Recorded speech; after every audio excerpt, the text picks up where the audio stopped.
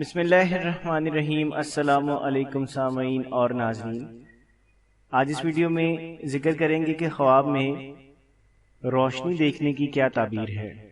حضرت ابن سیرین رحمۃ اللہ تعالی علیہ فرماتے ہیں کہ خواب میں روشنی دین کی ہدایت پر دلیل ہے۔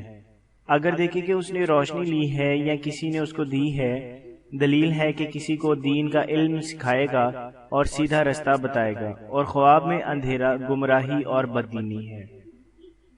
حضرت ابراہیم کرمانی رحمۃ اللہ تعالی علیہ فرماتے ہیں کہ اگر دیکھیں کہ اس کے سینے میں روشنی پڑی ہے، دلیل ہے کہ پارسا اور دیندار ہوگا۔ حضرت امام جعفر صادق علیہ السلام فرماتے ہیں کہ خواب میں روشنی کا دیکھنا 4 وجہ پر ہے: دین کی ہدایت، علم، سیدھا راستہ، پاک عقیدہ۔ جزاک اللہ۔